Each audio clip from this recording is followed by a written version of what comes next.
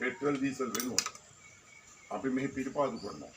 Petrol diesel අපි හදනවා. ඒකට අපිට ඉන්ධන මිල පිළිබඳව අපිට තීරණ ගන්න පුළුවන්. ඊට පස්සේ ඒකේ අතුරු ඵලයක් විදිහට යූරියා හදනවා.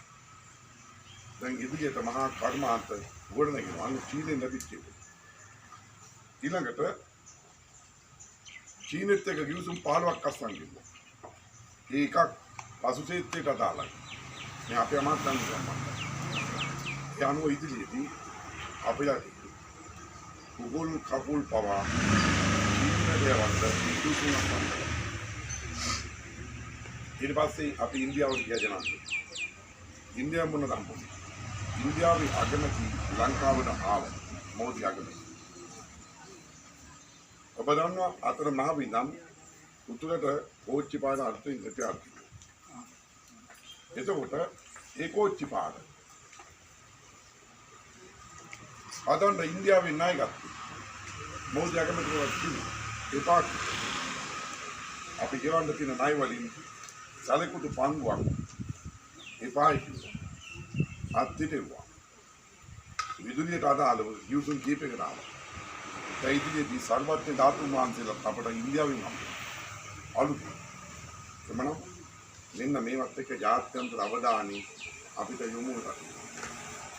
ඒක ඕකත් එක්ක තමයි ඔබේ ගමේ නගරේ සිදුවන අයිතියට අසාධාරණට එරෙහිව YouTube අවකාශයේ ඔබේ නාලිකාව දස අත නිවුස් YouTube නාලිකාව දැන්ම සබ්ස්ක්‍රයිබ් කරන්න. ලංකා ඉතිහාසයේ දරුවෝ වෙනුවෙන් වැඩියෙන්ම මුදල් දෙන් කරපු අයවැය මූල්‍ය අධ්‍යාපනය තමයි. ඊළඟ අධ්‍යාපනය කොච්චර වෙන් කිව්වද? රුපියල් කෝටි 61900ක් වෙන් කිව්වා. 61900. ඊළඟ වැඩියෙන්ම සල්ලි වෙන් කිරීම මොනවද? ආරෝග්‍ය පරමාලාභ සෞඛ්‍ය. සෞඛ්‍ය වෙන් කිව්වා රුපියල් 60200ක්. දැන් මේ සෞඛ්‍ය ගැන කතා කරනකොට ඔබ දන්නවා අපේ රටේ දැන් පෞගේ කාලේ සෞඛ්‍යම සෞඛ්‍ය රැකීමට බලපෑම කරනවා. දැන් තමුණාට ගන්නවා රුපියල් 370ට විකුණන දිනිකා රෝගීන්ගේ ඖෂධය මේගොල්ලෝ කලින් කීයටද විචි කියන බාන කට්ටිය මේක අනිත් තැන් වල කිව්වා.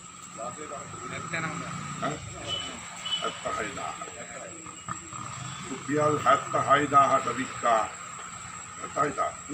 වික්කා රුපියල් 370ට දැන් විකුණන ඖෂධය. එන ගන්න ඕනේ. ඊට පස්සේ බෙහෙත් කියලා දුන්නෙත් කොහොමද? වතුර විකුණන.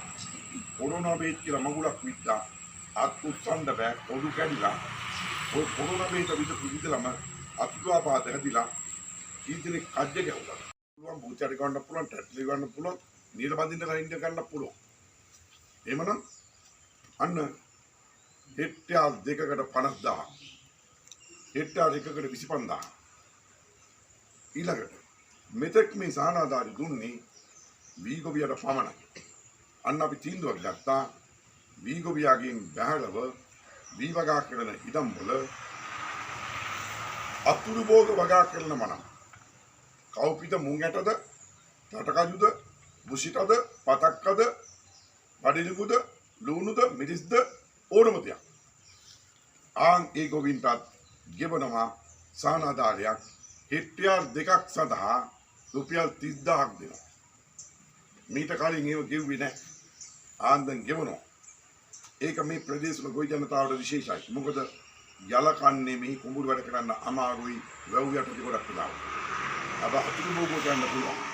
අන්නේ අතුරු භෝග ගන්නකොට කන්න ගැසීමේ තීන්දුව පරිදි ඒ ගොවියට මේ රුපියල් 30000 දෙනවා හෙක්ටයාර් එකට. හෙක්ටයාර් 2කට. ඊළඟට අන්න සුළුව පඩයින්න බෝද.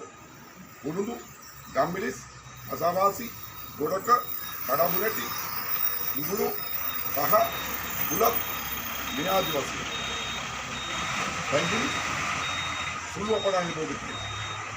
ඒ අන්නේ සුළු අපණයින් බෝද වගා කරන දෙවිත් ඒගොල්ලන්ට වෙනම ආධාර වෙනවා. ඒකට ඒ අයට දෙනවා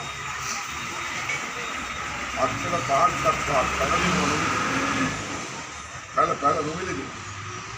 ඊට පස්සේ වෙනම ආධාරයක් දෙනවා යන නිෂ්පාදන විදිහට. නිෂ්පාදන විදිහට බංගුවක් දෙනවා. කොටසක් දෙනවා. යම් ප්‍රතිශතයක්. එතකොට පහසුවෙන් ඉතුරු වගා කරනකොට අපිට පැල දෙන්න බෑ.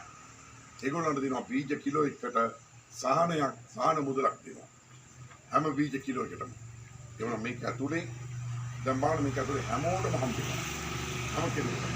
තව අපේ භෝග ගණනාවක් අපි ප්‍රවර්තන ඉස්සරහට. ඒකත් වෙනම කොන්නෝකට හැමෝටම හම්බෙනවා.